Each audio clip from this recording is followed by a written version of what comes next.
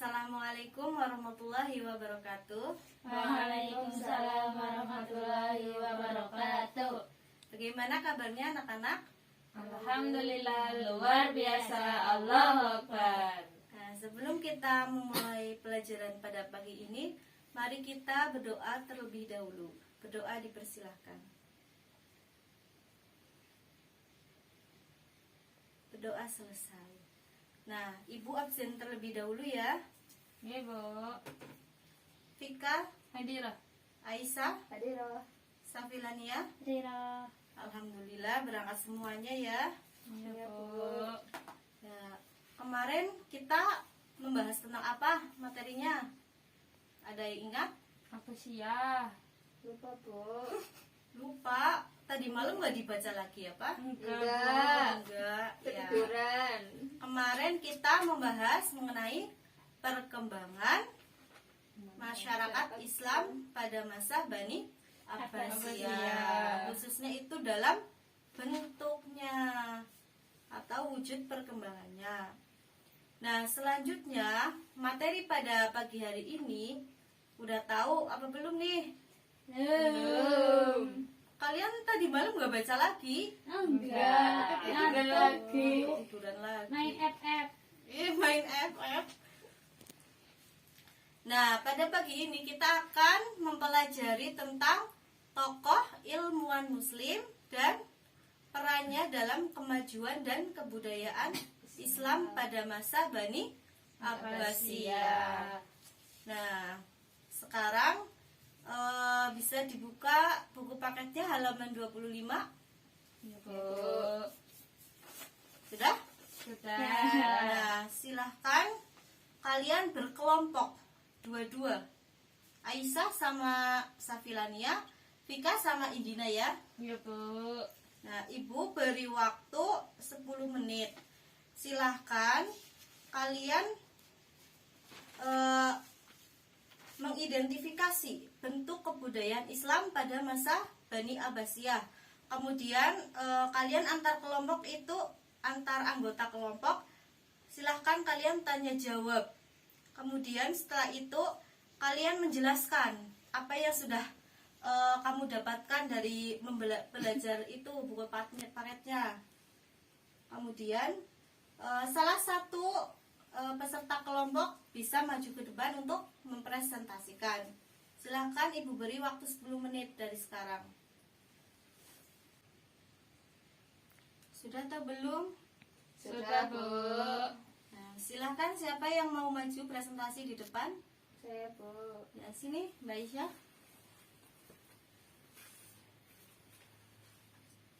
Ya, di sini saya akan mempresentasikan dari kelompok saya. Saya perwakilan dari kelompok Aisyah dan Indi. Di sini saya mempresentasikan tentang bentuk-bentuk kebudayaan Islam pada masa dinasti Abbasiyah. Yang pertama itu ada bidang sosial dan kemasyarakatan. Yang pertama itu munculnya berbagai kelompok dalam masyarakat yang semakin heterogen, baik suku, bangsa, etnis, agama, dan berbagai unsur warga negara. Yang kedua, bidang ekonomi, ada dibangunnya bendungan dan kanal irigasi dan terusan. Yang kedua, meningkatkan sektor perdagangan. Yang ketiga, banyak kota-kota yang dibangun sebagai pusat industri. Yang ketiga, ada ilmu pengetahuan. Itu gerakan penerjemahan berbagai ilmu pengetahuan bahasa asing ke dalam bahasa Arab. Yang keempat, bidang pemerintahan, menciptakan sistem birokrasi pemerintahan modern. Sudah, Bu? Sudah? Sudah. Ya, silakan bisa kembali ke tempat, Mbak Aisyah. Terima kasih, Bu. Sini dikumpulkan untuk Ibu. Ya, beri tepuk tangan Mbak Aisyah. Ya. Apa saja tadi ya? Bidang apa saja coba? Bidang sosial dan kemasyarakatan, bidang ekonomi, bidang ilmu pengetahuan, bidang pemerintahan. Itu kan bidang-bidangnya. Kalau bentuk-bentuknya itu seperti apa? Misal bidang sosial itu contohnya seperti apa? Gimana?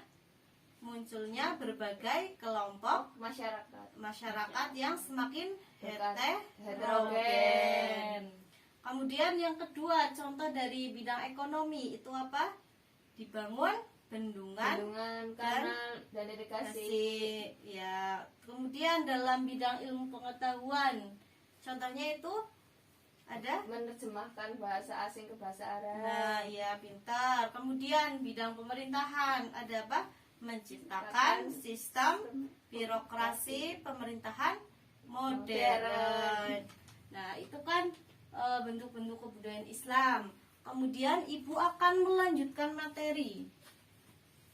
Ya, selanjutnya itu ada tokoh-tokoh ilmuwan yang muncul dan keahliannya itu di bidang apa. Nah, kalian ada yang tahu? Ada yang tahu apa belum? Belum ya. Nah, contoh dari tokoh-tokoh ilmuwan yang muncul itu ada Abu Hasan al-Asy'ari, kemudian Abu al-Mansur al-Maturidi. Itu masuk ke dalam golongan ilmu kalam. Ya, ilmu kalam itu ada Abu Hasan al-Asy'ari dan Abu al-Mansur al-Maturidi.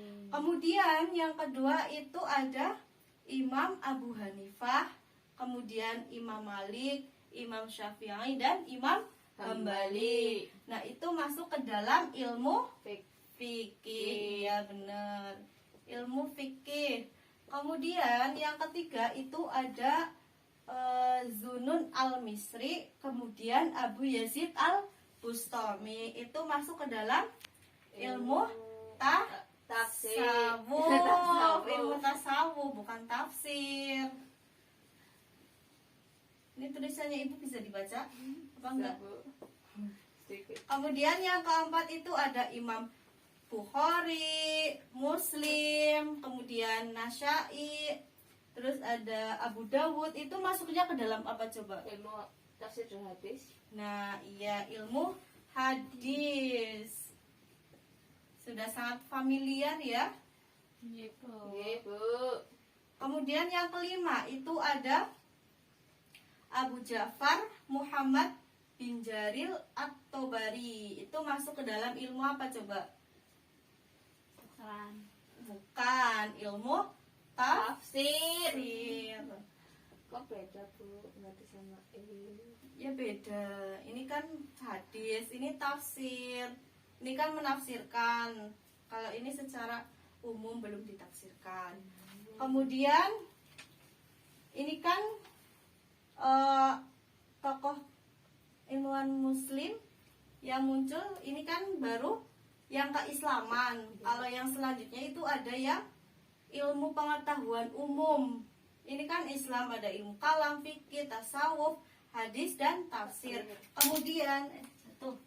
Kemudian yang selanjutnya itu ada yang pengetahuan umum. Yang umum itu ada Al-Khawarizmi. Al-Khawarizmi itu membidangi matematika. Ya, salah satunya Al-Khawarizmi. Kemudian yang kedua itu ada Jabir Ibnu Hayyan. Itu membidangi di bidang kimia. Kemudian yang ketiga itu ada Al-Kindi. Al-Kindi itu masuk ke dalam apa coba? Obat-obatan. Kemudian yang keempat itu ada Al-Farabi. Ada yang tahu Al-Farabi itu masuk ke bidang apa? Fisika. Bukan, Al-Farabi itu masuk ke logika. Nah, kemudian yang kelima itu ada Al-Biruni. Ada yang tahu Al-Biruni itu masuk ke bidang apa? Gak tahu, Bu. Tahu, Bu. Astronomi. Kemudian ada Ibnu Sina. Ibnu Sina masuk ke dalam apa coba? Dokteran. Nah, pintar. Ibnu Sina masuk ke kedokteran. Yang selanjutnya itu ada Al-Ghazali. Coba masuk ke apa? Tasawuf. Al-Ghazali itu masuk ke tasawuf. Kemudian ada Ibnu Rusdi. Itu masuk ke apa? Ibnu Rusdi. Anu. apa ya? Hukum. Nah, ini kan Hukum.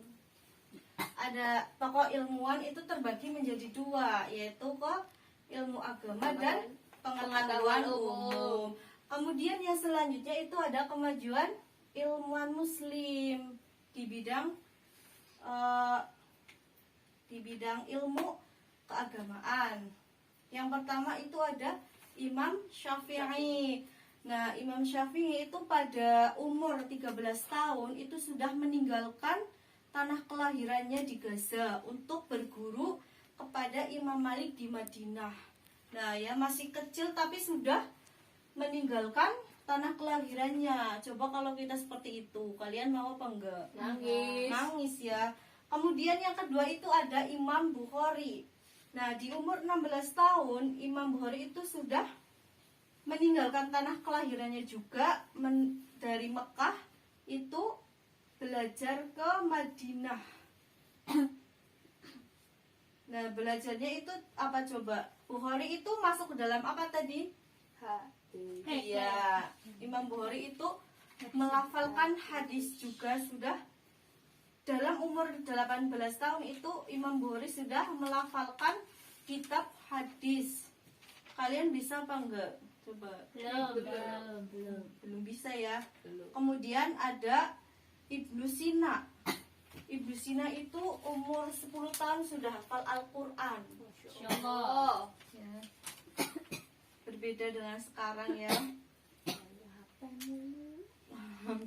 Kemudian ada Imam Al-Ghazali. Imam Al-Ghazali itu usia belasan tahun sudah berguru pada ulama ternama saat itu.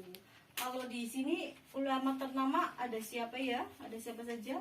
Kiai Haji Hasyim Asy'ari.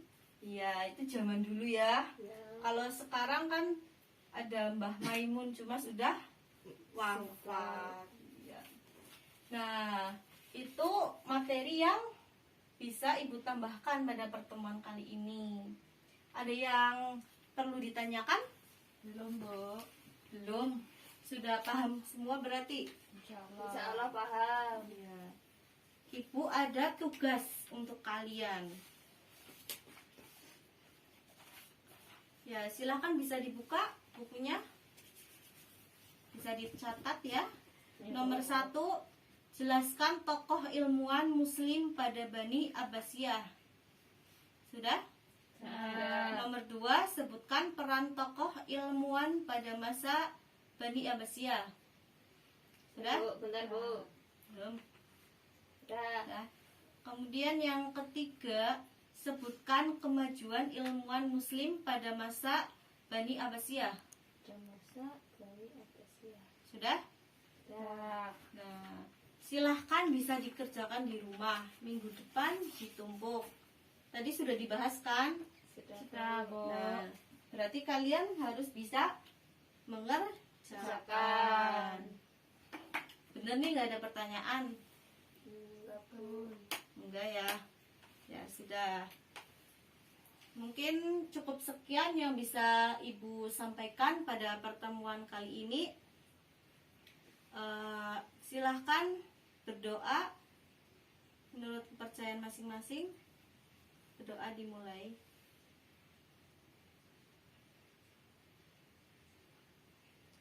Selesai.